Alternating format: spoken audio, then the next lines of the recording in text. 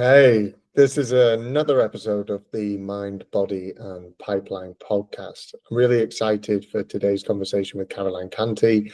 Caroline and I have known each other for a number of months. I have been fascinated by her journey in work and fitness, and every time we communicate, I've been inspired by the events that have happened in her life and therefore her unique perspective on health, business, and leadership. She brings such a depth to this topic, not all of which we go into today, but I know that our listeners are going to get so much out of what she has to share. As always, we're diving into some powerful insights from Caroline on the link between health, fitness, and business success. So let's jump right in. Thanks again, Caroline, for joining me. We've met and we've talked about you, your business, your fitness journey, how seriously you take your health. But for our listeners who might not be as familiar with your work or with you, can you give a quick intro into what you do? And then, as a secondary question, I'd love to hear how your focus on health and fitness has impacted the way that you approach business. Of course. So for anybody that hasn't come across me in your audience, my name is Caroline. I am the founder and director of Craft Coaching. And I also have a little, I want to call it like a podcast platform thing, which you might have also seen called Coached by Caroline, which is basically where I put all of my content out and I talk about a lot of different things. But it mainly focuses on how to improve your performance. And that's what I do for business owners. That's what I do for people within teams. And that's my way of getting out more content and reaching as many people as possible. So what I do is I go into a business and I help them understand what success actually means, because that can change throughout the growth of a business. I tend to work specifically in the digital and tech field because that is my background. Ever since I left uni, I have always been in the digital space in lots of different ways and forms. I originally started as a journalist, then I moved into media and comms, and then sales and marketing. And then eventually I reached a point now where I run my own business and I can kind of merge the two parts of me that I love working on the most. One is commercial growth and really understanding sales, marketing and tactics and activity that's going to help a business get to where they really want to be. And the part of me that loves nurturing and developing people, which is the coaching side. So I'm able to go in and do that consultancy bit, but in a way that is a bit more natural, a bit more organic, and actually focuses on kind of empowering that team to then go and do it on their own. So that usually means a combination of coaching and mentoring, yes, but also quite a big strategic element to it as well, working with the SLT or founder on defining what great performance looks like in their organization. In terms of the link that I have found between business and health and that side of performance, which sounds very different thinking about fitness, but it really isn't. What I've really found it to help with is that mind-body connection I never really got, if I'm being honest, when I was younger. I never really understood how closely linked they are. And as I developed throughout my career and got more familiar with what makes a business successful, well, it's the team. What makes a team successful? Well, to be perfectly honest, the biggest element of it is mindset. And the mind and body are connected. So if you want performance, you want high performance, you want success, you want results, you want a great bottom line, you want revenue, you have to consider the mindset, the mental resilience and all of that. And I think that there are so many correlations with physical performance and the body and its impact on your mind. There's so many correlations there that it just couldn't be ignored. And the more that I got into that side, I found the more that my business also thrived as well, because my mindset developed as a result of it. Does that make sense? Yes, absolutely. Crystal clear for me. Your approach to health and fitness, have you always been into it? Or has there been a specific moment, and you did mention earlier when I was younger, I didn't quite get it, but was there a specific moment that made you prioritize it? When I was younger, as very young in school, I always wanted to do loads of extracurricular stuff. So I was a dancer for 12 years. I did ballet. I was on every team you can imagine. But to be honest, I was always overweight. Not very overweight in those days. But I always had a little bit of extra puppy fat, is what you used to call it. But I never lost it. And then when I went to uni, and obviously at the time. That was 2009, very big drinking culture still at that point. I know things have changed a little bit with COVID and hybrid uni and things like that, but it was very much the traditional uni culture when I went, and my weight started to go up. But at that time, I had studies and I had a job and things like that. So I was able to go for the traditional move more, eat less, but I took it to a very dramatic extreme, and I lost a lot of weight to the point where I was very unhealthy. I was too thin. And then obviously, because I did it the crash diet way, because I didn't know anything about health and fitness, didn't know anything about nutrition, I was just a stupid 20-year-old. That meant that it wrecked my metabolism. So then I gained back the weight and I gained even more, which is a very common thing.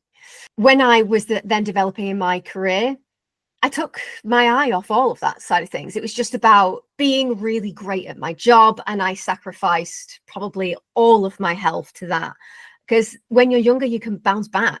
When you're in your early 20s, you have unlimited energy, and you don't realize burnout and things like that kind of creeping in. You just think, oh, it's fine. It's only a sacrifice right now. And then that turns into years. The real turning point for me was when actually my best friend died. So she died when she was 27. I was the same age. It's 26, 27. And that kind of really put things in perspective for me, because that was completely out of the blue. She literally just didn't wake up one day.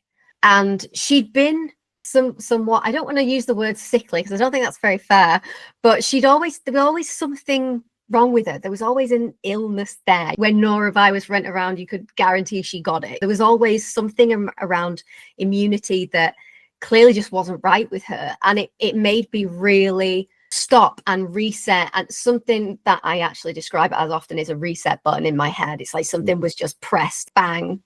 We need to take a step back and we need to look at what we're doing, because if the same happens to us, what if we don't? This is how I often think. By the way, I think into like the different parts of myself. I've got the one that's just been through this horrible event, and then I've got the one going, we need to use this. We can't ignore this anymore. Our health is not good. Our weight is not good. Our fitness, our nutrition, we've sacrificed all of it for my profession, my career, my progress in that area. And I was like, enough, absolutely stone cold enough. And it was at that point, which was now probably around 7-8 years ago, that I was like, I'm going to get to the bottom of this and I'm going to do it. And I don't care how horrible it is. I don't care what I have to do. I'm going to do this, and I'm going to figure out what's going on with me, how my body works, and I'm going to fix it. And that set off this chain reaction right the way up to now, where I've experimented with so many different things, whether it's the fitness side and it's trying different hobbies and trying different sports and going into group training classes versus personal trainers. And then on the nutrition side, trying fasting, trying keto, trying carnivore, trying all these different things, until right now where I'm able to, almost like a little magpie, pick and choose the ones that work the best for me and that get the best kind of performance out of my own body. So it's been a real evolution. And although I probably have never been the sportiest person in the world, I think there's always been that underlying thing of I want to be the best version of me that I can be. But unfortunately, it means that sometimes you have to stop and you have to take a look at what's gone wrong in order to figure out how to make it go right. No, I get that. No, I didn't know that. We obviously, when we've spoken before, we haven't touched on that. And it's not obviously something that you'd want to actively share or overshare. I'm sure it's an emotional moment every time you mention it. And that certainly can jump to a few questions later on around short-term and long-term motivations. And we'll probably circle back to absolutely. that topic, if that's all right. Happy to. That's quite amazing, that certain point. And I suppose that being that focal point, has it been easy therefore for you, and don't let me put words in your mouth, but has it been easy to stay on track, or have there ever been times where you've fallen off the routine? And if so, how did you get back onto it? Oh my God, so many times. And I think this is really important that people need to feel seen about, because I think that there's such a tendency to look at these people who are, it doesn't matter on which social platform, it could be Instagram, it could even be LinkedIn, but the people that seem so on it. I look at your content and I'm like, oh my God, I'm having a really bad day here and guys just smashing it. But it is really important that for everybody out there, you only get to see a snapshot in people's lives when you see that. And there are always going to be off days and there are always going to be off times, full stop. But it's having almost a little checks and balances system in place so that you don't completely fall off the wagon. Now, one thing that I am a massive believer in when it comes to habits, patterns of behavior, is that in order to make them stick, you have absolute got to introduce a range of success. You cannot just say, right, I'm on it now. I'm going to be going 4 days a week to the gym. I'm going to be tracking everything I eat. I'm going to be doing this, that, and the other, because I guarantee you'll stick to it for a week and then it'll just go no. Especially in women for a separate reason, which I'll probably get onto. But the critical thing here is that you can't expect that person that is you on your best day and has all the great ambition and motivation in the world is going to be there all the time. And for when they're not, you need to have a backup plan. You need to have that stripped down routine so that if you are not feeling it today and you're not feeling like smashing any personal bests or even just picking up a weight, that you do something, go for a walk. But I don't want to do half an hour on the treadmill. Fine, do 5 minutes. It's have a stripped down routine for when you're not feeling your best. When I have fallen off the wagon, it is because I didn't have that. And it's taken so much experimentation and changing and evolving, and also not being afraid of failing or making mistakes to get to this point. But the fact is that mistakes will happen because you are human, and that is so okay. The point is that you still get back up and you ask yourself, why didn't it work? Because I guarantee you, you're not the one that failed. The system failed. And that's what you need to focus on if you're regularly falling off track. I think that's great. I think consistent. When I first started following a routine earlier on this year, if I didn't hit the routine, I can't remember, I say it was like 10, 11 weeks in, I remember dropping off that for the first time. And I almost didn't want to tell anyone. And it wasn't until I started to openly talk about it. And then people said, but that's fine. That's no problem at all. At least you came in and you showed up and you did what you did, or that's just a plan. If you're 90% there, then great. 80% there, then that's so much better than you were a few weeks ago, a few months ago, a few years ago. That's definitely something that you've got to forgive yourself for dipping out of the routine if it ever does happen, and it will happen. I think that's your point, is it will definitely happen. It will, because shit happens. Life happens, things happen, stuff that you don't expect. And this is the thing, we expect it in the workplace. We expect to get thrown projects or things from clients that we didn't know existed when we woke up that morning. We expect it there. But for some reason, when it comes to these new, shiny, beautiful patterns of behavior, we expect it smoothly, and life doesn't work like that. So why would this area of your life be any different? You have the perfect idea of what you want to do, but also have the stripped down version, the version that when the last thing in the world you want to do is go to the gym, you have a backup. And like you said, totally, it is consistency of action.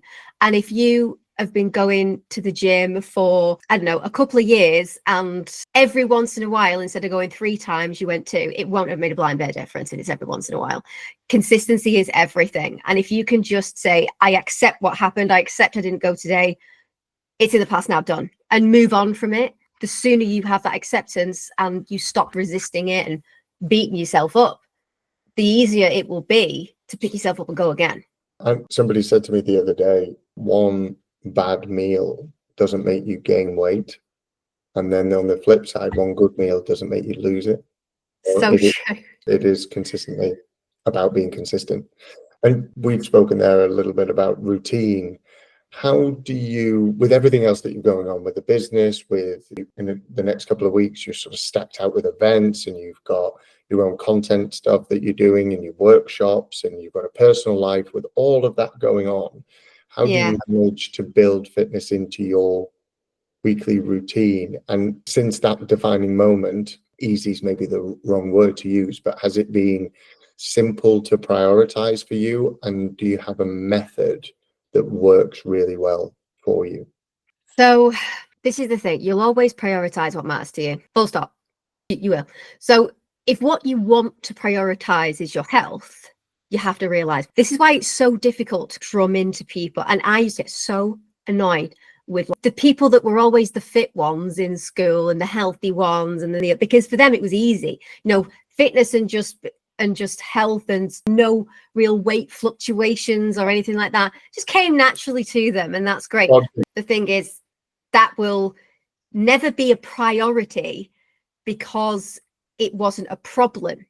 You know what I mean? And there's a big difference, because the reason why you want to change, there has to be a key motivating factor underneath it. It has to be a pain, because we are wired to move away from threat over going towards a reward. That is the way we are hardwired. So if you want to change something, that's why your motivation has to be in two parts. You need this amazing goal at the end of it. It might be a certain look and feel, it might be a certain aesthetic if it's to do with the gym, or it might just be health and wanting to be there for your family. And whatever it is, there has to be a nice shiny reward at the end of it, but there also has to be an amplified pain, otherwise you'll never act. So what's the risk of staying the way that you are?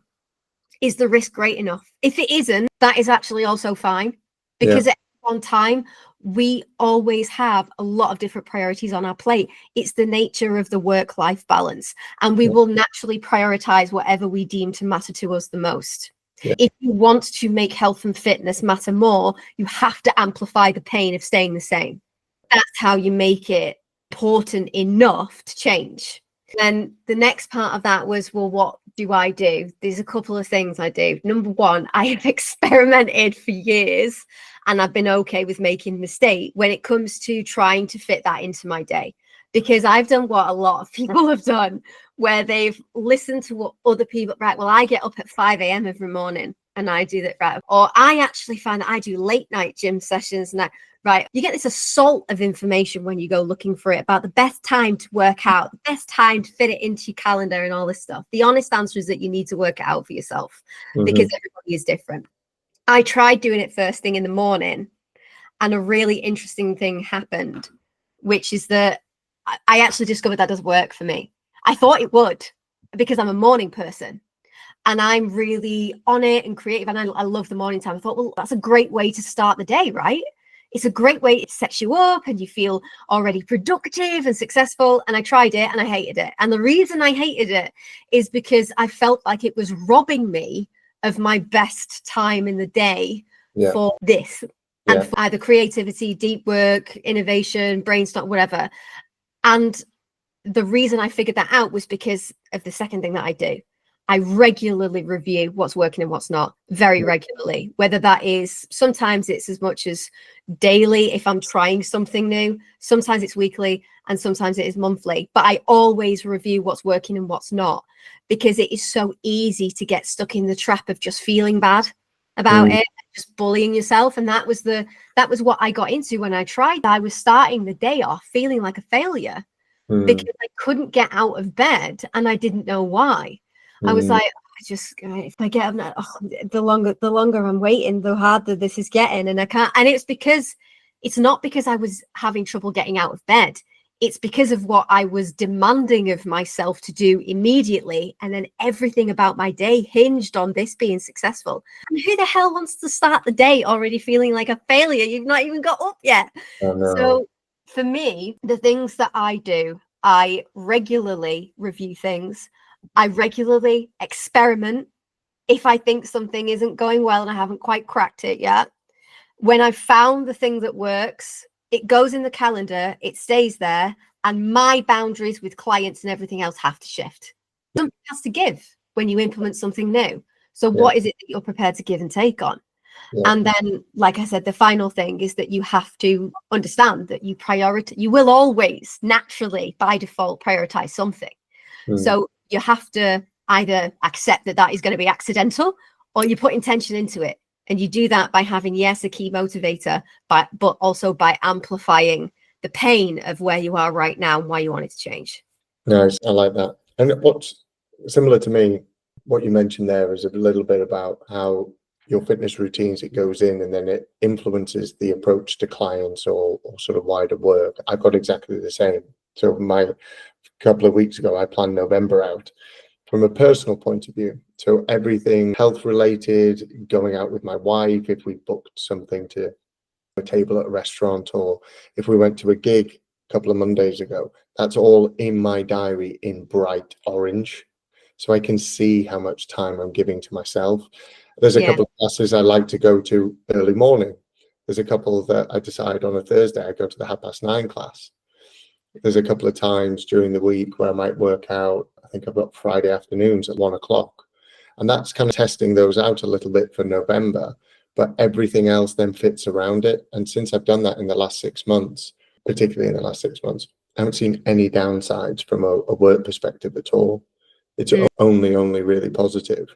Do you plan your nutrition in as well? And a supplementary question to that is, do you pre-prep food?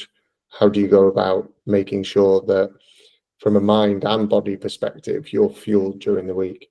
So from a nutrition side, I can't remember if we touched on this the last time that we spoke, but a big part of what I do is fasting, and I do fast variations as well. Food has been an ongoing learning process for this entire thing. I think that you have to keep an open mind with food and nutrition as a whole, because some people like to just prep everything for the week on a Sunday and have the little cartons. Some people find that hell and they like to have a bit more variety. That's also cool. Some people for people that genuinely love food and love cooking, that's too restrictive. It's fine, whatever your approach is that works for you. Mine, and this is where the difference with women comes in slightly more, is that I have to adjust my diet based on a monthly cycle, and I also have to adjust fasting based on that as well. And that's where that adds a whole other layer to nutrition and health. But if you want to nurture and nourish your body in the best way, you do have to wonder, well, what is optimal for me right now? When I did keto, it was with a very, very specific goal, because I had a condition at the time called PCOS, and I had insulin resistance, and I was pre-diabetic. And so my motivating factor there, and the pain of staying the way that I was very, very clear. And I, for 6 to 9 months, did 1 meal a day, every day. I did a 20, and it was very, very rigorous. I did not budge at all. For 22 hours a day, I fasted. I then had a 2-hour eating window, and I was very restrictive keto. And I did that for 6 to 9 months, and it was brutal, but it fixed everything. It reset everything. There was a part of it, though, that I didn't learn until earlier this year went wrong. And this is where I say this is a whole evolution. You never really stop learning when it comes to your body. Was that when I got to the end of that and I'd lost weight, but it wasn't really about weight at the time. It was about all these health problems that I had gone. And then I had a consequence off the back of that, which was I had stress-related hair loss and a few other things. Now, I know now, from rather than just giving up and saying, well, that didn't work, and putting it down to a bad experience, I wanted to know why. I wanted to understand why that happened. And if you fast forward now, after trying different variations of fasting, and I think for anybody watching or listening to this, if you're interested, or if you've experienced the same thing from fasting, Dr. Mindy Peltz is amazing at breaking down why fasting variation is really important for men and women, because our bodies are not wired to fast exactly the same way every single day. We're more of a hunt, feast, and then spread it out until the next hunt kind of variation. But that really impacted my nutrition, because I know now that my body does prefer fat and protein rather than a high carb diet. Does that mean that I never eat nice things? No, because I'm a food lover and I will always do that. But I also don't beat myself up for it. You make it part of the plan. You make going out for a nice meal every once in a while, and then you don't panic about it and you get on with your life. But in terms of a week to week, month to month situation, the way that I tend to plan nutrition now is in almost like 2-week sprints, because the different sex hormones in a woman's cycle have an effect on the type of diet that is optimal, and they're completely opposite. So there's a hormone angle to the nutritional side. so for example, the first half tends to be heavier fasting and more fat and protein, and the second half, because that's where progesterone rises, progesterone needs glucose, so that's why you go heavier with carb. So it makes sense for your body, but you just need to understand it a bit better and understand, oh, well, I can have more carb then, that means I need to prep this. It's not really as set, I do all my prep on a Sunday and blah blah blah. I tend to plan my meals roughly for the week, but adding in enough variation so that I don't get bored, because I love food and I always will, and that's part of me. So I like to plan in protein and things like that, and I have a rough macro split for each part of the month, but I don't overanalyze it and I don't worry about it too much. The most important thing is, am I getting enough protein? Because that is really important for your strength workouts, which is something that I do as my particular exercise. Can you expand on that? What do you do on a weekly, monthly basis in terms of that physical activity? So, this is actually really good, because I think this would be really useful for people to know as well. I've had to strip back my workouts recently because of an injury. I think that's also going back to your earlier thing about, have you ever fallen off track? Injuries is a big one, because if you have an injury and you're like, well, I can't go in the gym, then it's like everything falls to pieces. Now you're not doing any steps and you're not eating well or anything like that. Kind of everything falls apart when one thing falls apart. What a lot of people kind of fall into in terms of a trap. And the better way that I've seen to look at it is, I'm going to have to strip my workouts back, because I have a long-standing issue since I was 14, where I broke my coccyx, my tailbone, from a trampoline accident. So the nerves healed wrong in that area. I will always have that as an issue on and off. But I had an accident, fell and hit it bang on there. And anybody that's ever done anything in the gym realizes that part of your lower back is incredibly important for basically everything. So I had to strip everything right back. But it wasn't a case of, right, well, now everything goes out the window and I'll eat whatever I want. It was a case of, what can I control? Always go back to what you can control if you're dealing with an injury. So strip them back, maybe focus on upper body if you can, or just no weights, just do more functional kind of fitness side of things, or do walking if you can, if it's not too bad, whatever you're able to do. But look at the pillars of what you have got when it comes to fitness. You still drink enough, you still eat right, you still get your steps in if you can, you still do what exercise you can, you still get enough sleep. And if one of those falls apart, you've still got the other four to back you up and make sure that you don't completely let all the wheels fall off. You're still able to, it's when those things happen, you have to know when to hold your ground and when to push. It's exactly the same in business. And right at the start, when I said there's a lot of correlation between physical performance and business performance, that is one of them. There are times to hold your ground in business and grit your teeth, and you might not like it, but it is what it is. And there are times to push and really go for it. And it's exactly the same with your body. So what I was doing before that, and what I'm now building myself back up to in the next couple of weeks, is doing a 4-day split. I do upper body, lower body, which are quite intensive. And then I do an upper body and lower body that includes core, and just a few other areas. For me, that works, because I was doing, for example, when I first started, or full body, but the recovery is just not enough for me. That's another thing. Everybody's body works slightly differently in terms of recovery periods. And for me personally, I found that how I felt, the energy that I had when I moved from doing full body to so I was doing full body 3 times a week. I'm now doing 4 days a week, more intensive, but on a split. I have so much more energy and I feel so much better. I might up that to a 5, but I'm recovering from an injury. This is not time to push it. So that's what my split looks like. I do body, lower body Monday, Tuesday. Then I do active rest on a Wednesday. Then I do body, lower body across the Thursday and Friday. And I still do 10,000 steps a day as a minimum. And then I layer my nutrition on top of that, which is always, like I said, cyclical. It's not kind of as straight-laced as I do this exact thing every day. No, nice. I've just come off the back of an event on Sunday and on Wednesday, and I just haven't had the energy. Some people have gone straight back into the gym. Some people are there again 6 a.m. on Monday. Just my needed certainly I had a bit of a session on the bike on the Monday just to flush out, but I was on Slack and on WhatsApp at the same time, probably not even zone 2. And today I've had some meetings and I sort of purposely put them in. They were with some people in the local area, and I made sure I had the time to walk. So I've done 4 or 5 miles of walking to us from these meetings today, because I know that that's going to be beneficial for my body. But actually, my brother-in-law was going to come pick me up to do a big gym session this morning, and I was tired.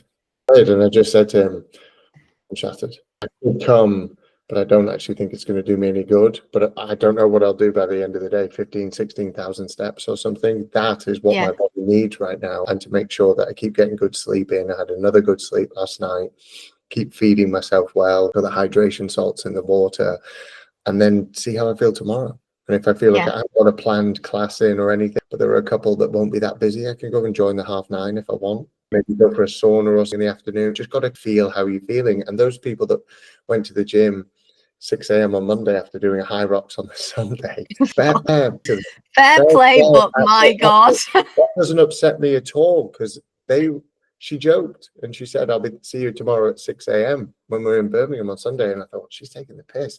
And she wasn't. She was there. I saw her on Strava. And I said to her, you weren't joking. She was like, no, I better see you on Thursday. And fair enough. But the guy that I did the high rocks with, he went for his first run this morning. So he feels similar to me. And he just said it was really tough. It was really hard. So I think not looking at what other people are doing around you as well, and just sticking to what you're doing and staying in your lane is also really important. Again, that fear of dropping off the routine, or fear that other people are pushing themselves further.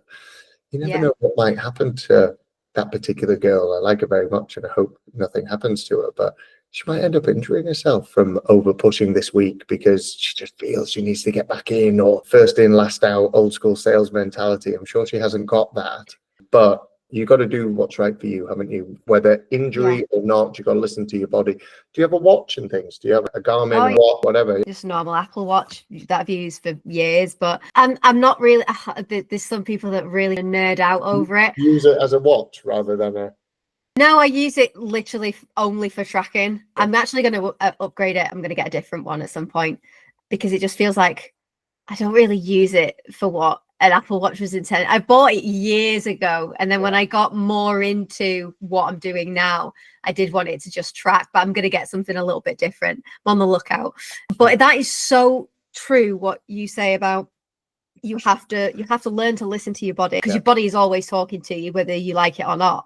And it will tell you what it needs. It's just that often we ignore it. And I specifically see this a lot in people that are that personality type that is more driven, that is more, and I was like this right at the beginning, when I properly invested in strength training and understanding how it works and what to do right and everything. I really, really focused on it. I realized how much I pushed myself when I shouldn't. I realized how much that I just refused to hold my ground a lot of the time. And that's what was leading to either exacerbated injuries or completely avoidable injuries.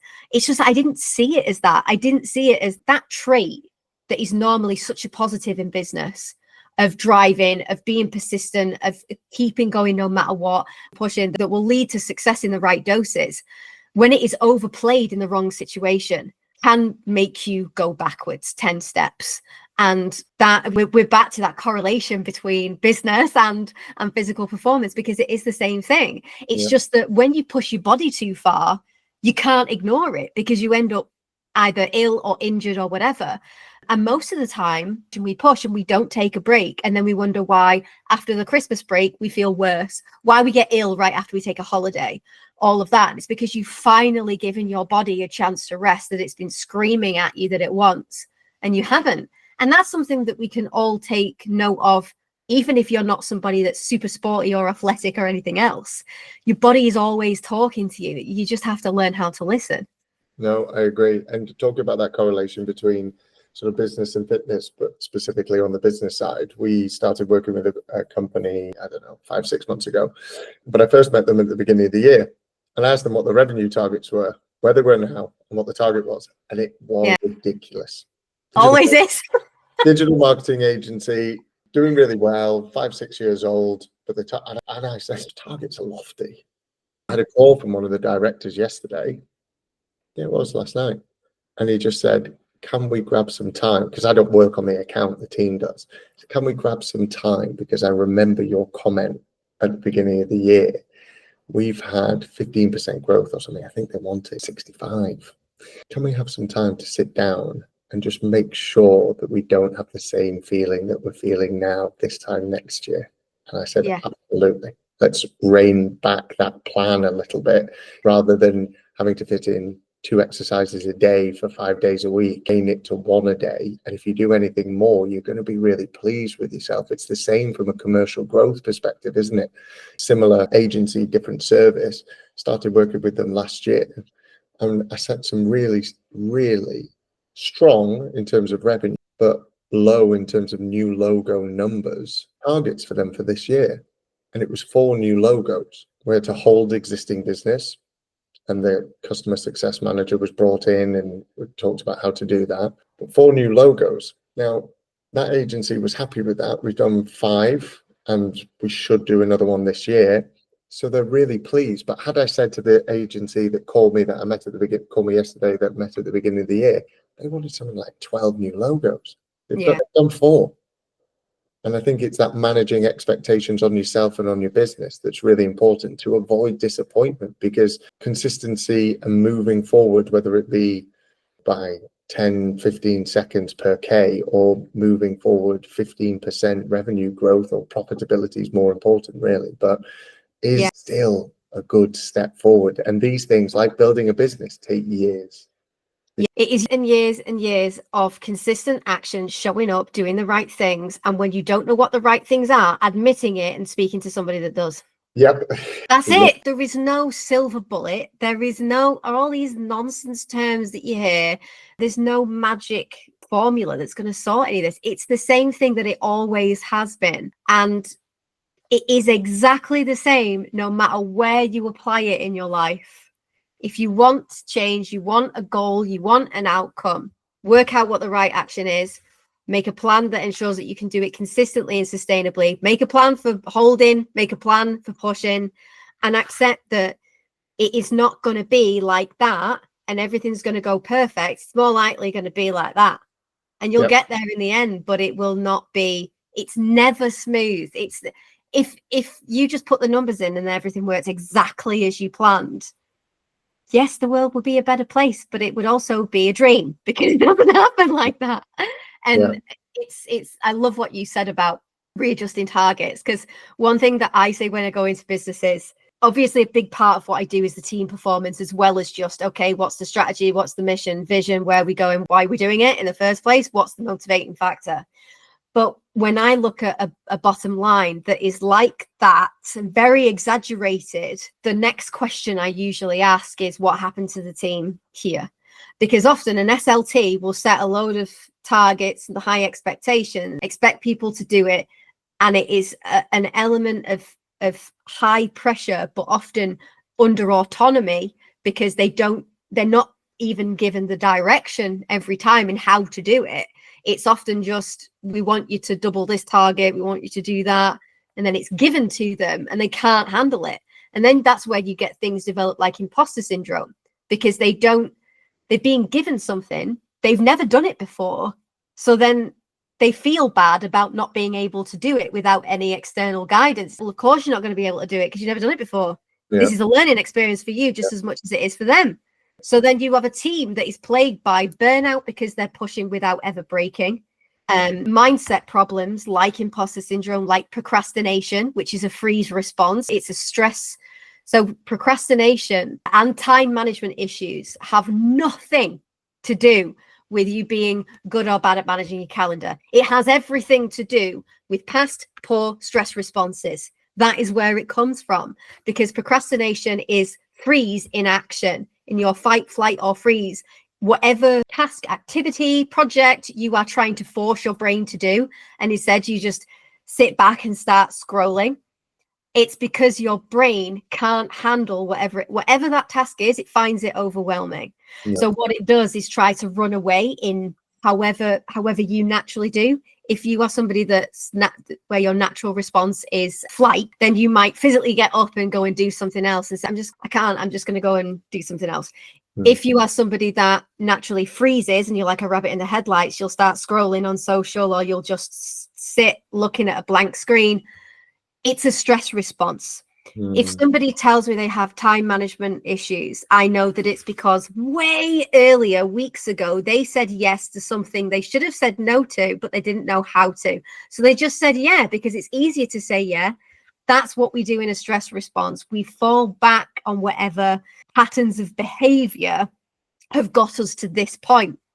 Are they constructive? Not always. But are they a default that we can always rely on? Yeah. So we just say yes and then think, I'll worry about it later. And then later comes, and now I've got time management issues and I'm trying to use a Pomodoro technique to fix them. And it doesn't work like that, because you're trying to use short-term tactics to solve deeper-rooted, long-term mindset issues. So when I look at a bottom line like that, this is the lens that I look at it through. And I have to consider, what is the team going through? Because if you try and push them and never give them a break, what happens to your car when you fill it up and then you just keep going? If you just hit the gas pedal and just kept going, what will happen?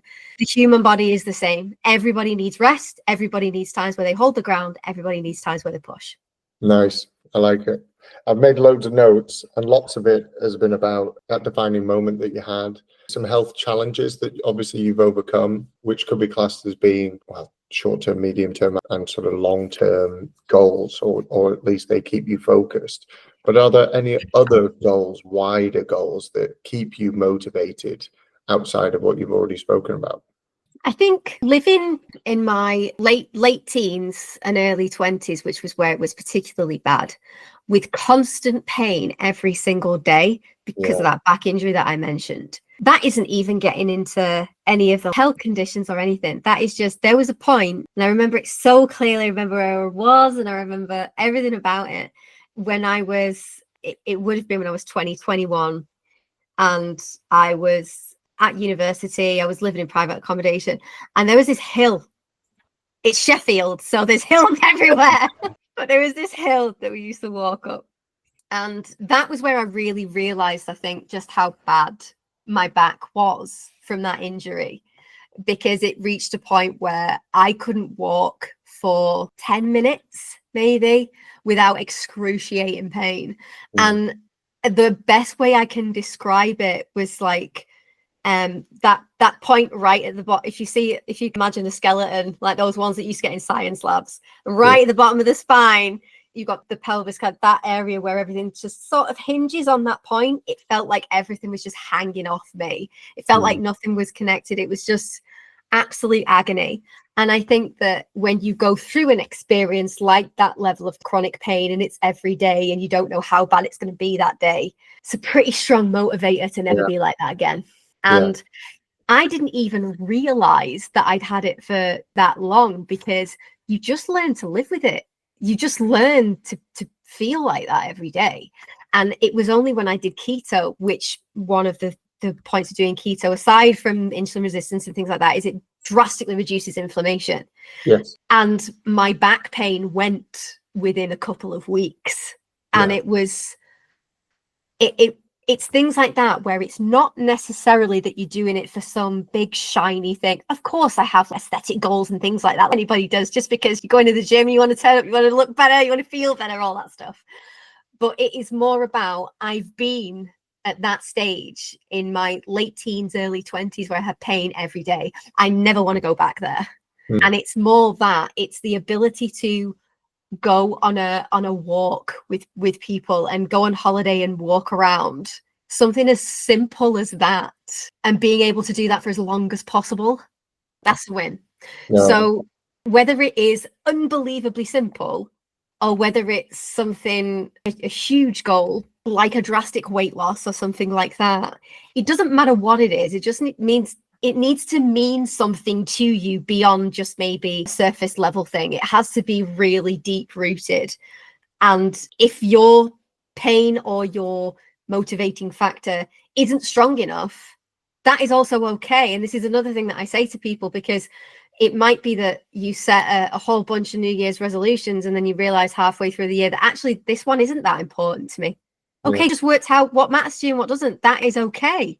Yeah. The same with weight loss. You might think you need to lose 4 stone and you lose 3 and you're like, actually, I'm all right here. I don't have, the pain isn't strong enough anymore for me to lose that remaining stone. Cool. That's fine. Like, you don't have to. This is about you. It's not about anybody else. And no matter what your driver is, it just needs to mean something to you. And then you've got to realize that the only person you should ever compare yourself to about how close to that goal you are is the person that you were yesterday or last week or the year before. Because comparing myself to somebody like you that's way further along and a completely different person is not going to do me any good. The other people out there, everybody starts from where they start from. It doesn't matter what age you are, doesn't matter what injuries you've got, everybody starts from somewhere, and that is okay. Yeah, agree.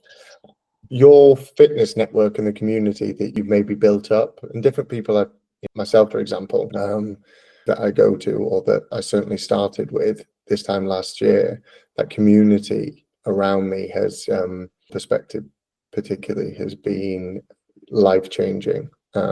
My wife's made new friends from it, and to a certain extent, but in the group definitely seem to get together a little bit more than the guys do. Or in the past, you sort of community, that fitness, or those relationships that you built through fitness, has that opened up any business opportunities? Do you know what? I quite new to the fitness network side of things, because tech, which is, shall we say, stereotypically more of a boozy environment, beer and pizza and that kind of thing at the lowest level. Not really something that I've ever discovered. And one of the great things when I met you was like, oh my God, yes, finally. Yeah, it is. But do you know what I found recently? And I think I'm hoping that this is going to be more of a widespread thing now, people are catching on, is that the more that I go to events, even they were exactly the same ones as they were years ago, but there's more in terms of, oh, should we have a drinks package that is like alcoholic? Oh, should we? There's these little things that I'm finding, even in the most traditional events, where people are starting to consider not everybody drinks for whatever reason. Not everybody wants networking in the end. We'd better do breakfast or this and the other. There's more out there. There's things like fresh walks as well, which I know you've been on to.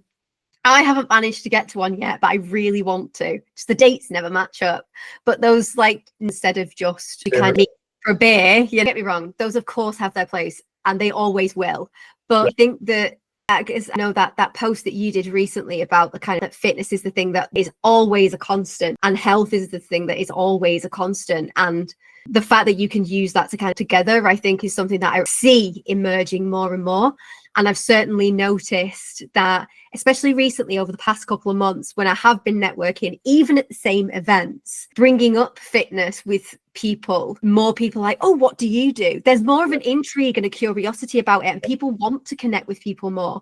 So while I'm kind of at the beginning of that network, I can definitely see the opportunities for it.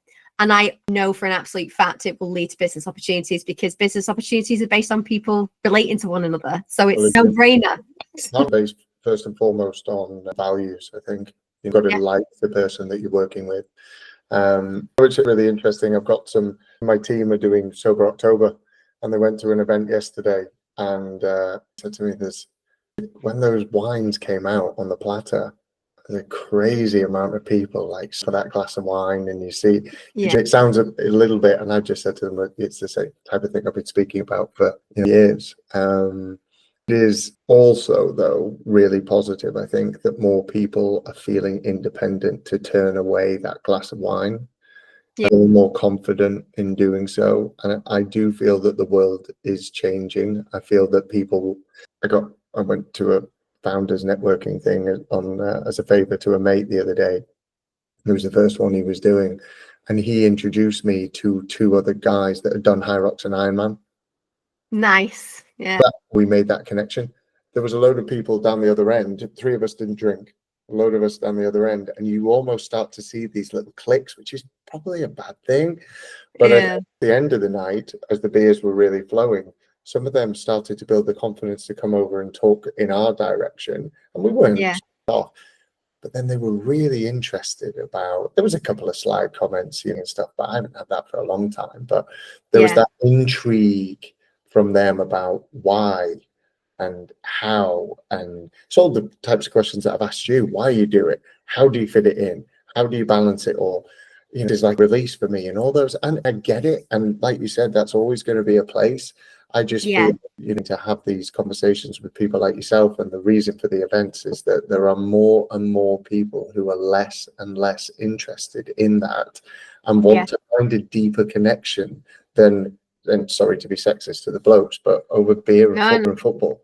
I'm a Man United fan for my sins, and if somebody came up and started talking to me about Eric Ten Hag being sacked, I'd be a bit, and maybe that's just me growing up a little bit, but I'd be still, it's a base conversation. But if somebody comes up and talks to me about a business or how they're improving themselves from a health and fitness perspective, for me, and it's probably just where I am now, that connection is much stronger than the fact that United or I don't support Liverpool or whatever it might be. I think those connections get stronger when he said, who I met the other day, he said you'd something about sweating with people, and that you leave it all on the floor, you sort of turn to each other and you're like, that was fucking hard, wasn't it? And you don't get that connection over 8 pints and walking off at 11 o'clock at night to get the tube. It just doesn't happen, in my opinion. And the follow-up afterwards isn't as strong. I think, there's so many sides to that I could pick up on. The first one is the reaction that you get from people, because I've been dealing with this since the very beginning, when I decided to be like, right, I'm sorting this out, I'm serious about this, things are going to change. And I did keto and I did 1 meal a day, and the number of people in the office canteen area where we all used to eat that were like, you eat once a day, like, would die. And just the questions that you get, actually get healthier. This is the thing. And it's like, really, when you break it down, it's really not that complicated. And the thing is, I, being a very young child, always gotten shaky, dizzy, like physically shake and be really dizzy and feel like I was going to faint if I didn't eat for like a couple of hours. That's not normal. But the thing is, my dad was the same and my gran was the same. So then people are like, oh, well, that's genetic. People just put 2 and 2 together and they make 5. And it's because we don't think we're taught enough about health on a really kind of functional level. We're not taught about our bodies. We're not taught about what is supposed to be normal and what's not. And when I did this, and it went, like, honestly, the dizziness and the shaking and all that sort of stuff, it was talking within days. It doesn't take a huge amount of time. Once your body builds the machinery that it needs to burn fat instead of carb, yes, it's brutal. You can get keto flu in the beginning and various things, but it's because your body's having to build new machinery to cope with what you're doing because you've never done it before. Once that switch is there, you can go in and out of it. I could eat like carb diet and go crazy on holiday, and then I can come back and I can do it. It's a bit harder and you're hungrier because you're working on carb, but I can go back to a 1 meal a day whenever I want, like to go into in the next few days. I'm about to go into a 48 hour. So it's a completely different world from where I was. And one of the first reasons that I think you talked about what, as you fall off track, stay on track, other people can really affect you. If you're new to it and you feel less confident with things, a big reason why people don't go to the gym and work out is because they're scared of what other people will say, will think, everything else. It's other people. As soon as you let go of that, the whole world opens up and you attract what you are. If you change, the people that come towards you will change as well. And I think that when people get defensive and when they say, oh, you're not drinking, because I've had that loads, it's about them. It's not about you. It's because you're challenging what they value and what their norm is, and that makes them feel uncomfortable. There's a better way of doing it wrong, like afford to be wrong. So I'm just going to go on the defensive instead. And that's totally fine. It's got nothing to do with me at all. And I think, like I said, I think people are just in general a lot more health conscious and open to learning more about it, and especially quite into talking about the hormone hacking and things like that, and truly believe that if everybody understood the impact that hormones have on the brain on a day-to-day basis, whether it's and the different sex hormone levels, or whether it's men and cortisol, these are all hormones, our body runs on them. If you understood what was going on in there, you'd probably see a huge amount of benefit, even just from understanding it, how you can get more out of yourself by doing less a lot of the time. No, and maybe we should come back for another episode on, like, it sounds really fancy, another talk about, it's a bit of a buzzword, but like I think I mentioned to you before, when I was in the States, I did a Gary Brecker methylation test, and it's been life-changing for my wife. She was intolerant to dairy for the whole time I knew her. She now supplements, and she's a big fan of cheese and eats cheese no problem, whereas before we went to the States in May this year, have done something and be really ill for a long time, and it got to the stage where she just cut it all out. Actually, she was never intolerant to it. She just had a defect in her stomach system, in the genome, that meant that sometimes, almost like the lactic acid in the folic acid, sorry, that's coated on some cheeses in the supermarket, affect the body in a way, and then other times it didn't affect it that bad. Sometimes it would make you physically sick, sometimes it would just make her a little bit down and sad. Could maybe get back and have a proper biohacking. I think it is interesting. I think most people aren't there yet, and they sort of roll their eyes a little bit, so maybe we should take some baby steps of where we are now, but we'll get there. Question, if that's all right. So for business leaders who are thinking about prioritizing their health, but they don't really know where to start, what's the one bit of advice that you'd offer to help them get going? Often when people think about health and fitness, they try to tackle everything at once. They try to be like, I'm going to change everything overnight. I'm all or nothing. And I strongly advise not doing that, because it's much too overwhelming. And just the way that the brain processes new patterns of behavior versus autopilots, it doesn't work. If you want to create a new habit, you have to establish a new neural network and then do it over and over and over again. Then it becomes an autopilot and you can build from there. So if you are interested in this and you're thinking about it, I would pick out of all the areas around health and fitness. It could be exercise. It could be that you want to just get some steps in. It could be that you want to look at nutrition. It could be anything. If you want to try fasting, it doesn't matter what it is. Pick one area and start small. And if it's, say, pick exercise, okay, to the gym once and make it consistent. And go. Yeah. If you immediately, like, depends on, again, you have to experiment, and this is the second piece of advice, you have to be okay with making mistakes.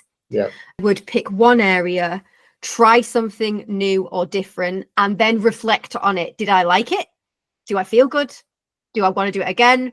Do I want to try something different next time? So don't do what a lot of people do, where they go for a group session and then they immediately try and go every week, and then the week that they can't do it, they bully themselves, and then they never go again because they're too ashamed, because then people will realize they've not been, and brain's spiraling out of control. We need to calm that right down. So go once, say, I'm going to go once, that's it, just once. Okay, do you like it? Would you do it again? Or do you want to try something different next time? Got to amplify that enjoyment of the thing, because if you enjoy it, your brain will want to do it again because it associates it with success. So the more you can amplify success around doing that thing, the more your brain will find ways of making you want to do it again. One area, strip it right down to one area, and hopefully that one area, if you're thinking, well, which one, is tied to a key motivating factor and whatever pain is the strongest in your life. So out of the whole of fitness, it might be that your weight is the biggest issue. Well, yes, exercise is important, but a huge amount of it has to do with food. So maybe just look at not changing anything about your diet, but introducing a fasting window, because that's really easy. A 12-hour fasting window is just, you stop eating at 8 o'clock at night, you start eating at 8 o'clock the next morning. Don't change anything about your diet, just introduce a window. And then you change that over time and you start playing around with that. It might be the types of food you want to start with, but whatever it is, it should be tied to a beautiful goal and whatever pain is the strongest in your life. Don't try and overwhelm yourself and go for too many things. You are busy enough as it is. Do not overwhelm yourself or overthink it. Start small and build from there. Perfect. Appreciate it.